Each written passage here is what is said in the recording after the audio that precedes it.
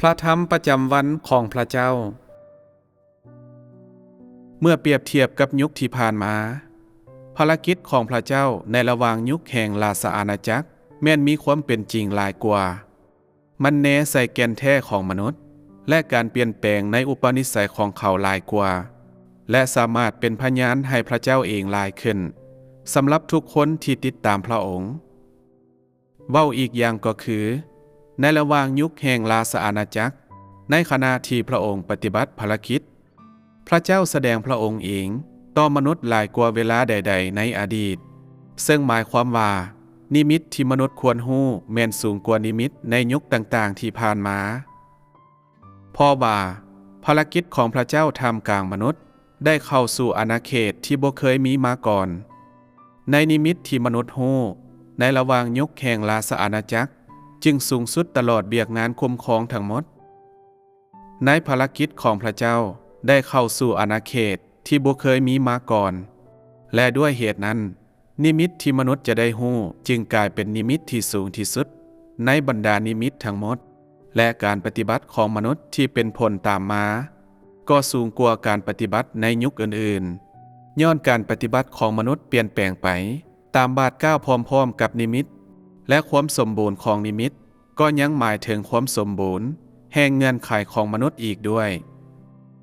ทันทีที่การคุ้มครองทั้งหมดของพระเจ้าหยุดลงการปฏิบัติของมนุษย์ก็หยุดเส้นเดียวกันและหากปราศจากภารกิจของพระเจ้ามนุษย์ก็จะบ่มีทางเลือกนอกจากรักษาคำสั่งสอนในอดีตหรือบ่ดังนั้นก็จะบ่มีบ่อนให้เพิงพาหากปราศจากนิมิตใหม่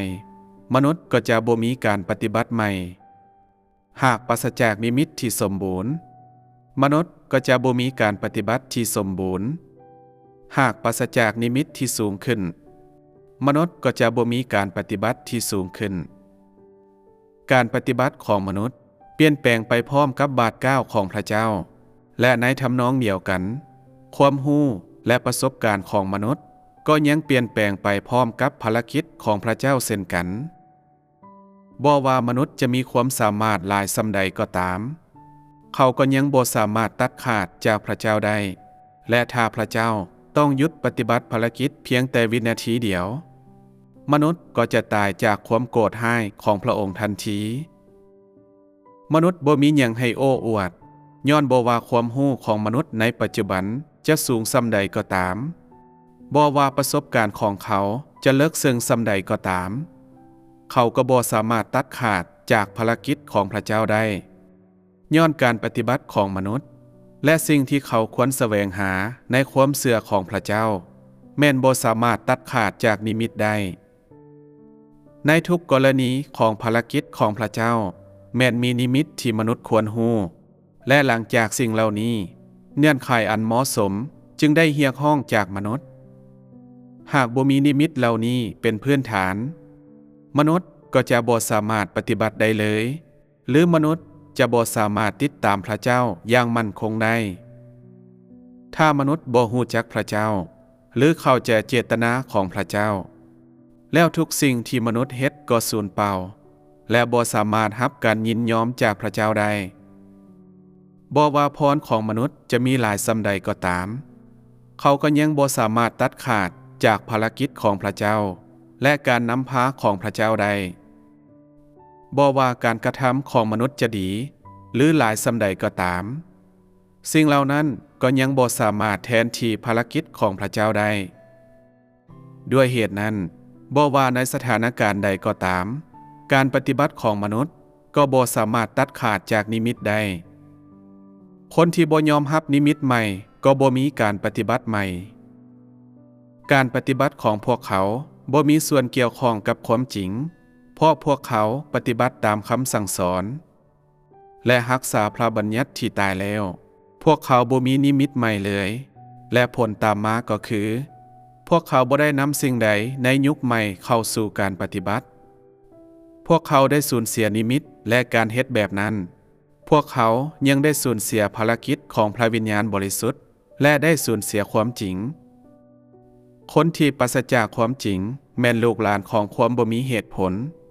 พวกเขาแม่นรูปร่างของซาตาน บ่ว่าคนหนึ่งจะเป็นคนประเภทใดก็ตาม พวกเขาแม่นบ่สามารถปราศจากนิมิตแห่งภารกิจของพระเจ้าได้ และบ่สามารถสูญเสียการสถิตของพระวิญญาณบริสุทธิ์ได้ ทันทีที่ผู้คนสูญเสียนิมิต พวกเขาก็จะตกลงสู่ดินแดนมรณะทันที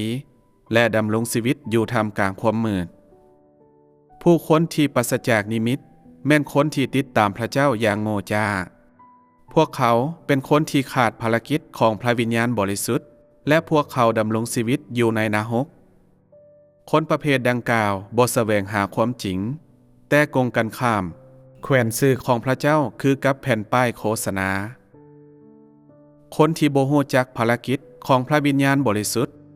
คนที่บ่ฮู้จักพระเจ้าที่บังเกิดเป็นมนุษย์ คนที่บ่ฮู้จัก3ขั้นตอนของภารกิจในการคุ้มครองทั้งหมดของพระเจ้า พวกเขาแม่นบ่ฮู้จักนิมิตและยังปราศจากความจริงอีกด้วย แล้วคนที่บ่มีความจริงบ่แม่นล้วนแต่เป็นคนชั่วบ่ คนที่เต็มใจนำเอาความจริงเข้าสู่การปฏิบัติ คนที่เต็มใจแสวงหาความรู้เกี่ยวกับพระเจ้า และคนที่ร่วมมือกับพระเจ้าอย่างแท้จริง คือคนที่มีนิมิตเป็นพื้นฐาน พวกเขาได้รับการยินยอมจากพระเจ้า เพราะพวกเขาร่วมมือกับพระเจ้า และมันคือการร่วมมือนี้เองที่มนุษย์ควรนำเข้าสู่การปฏิบัติ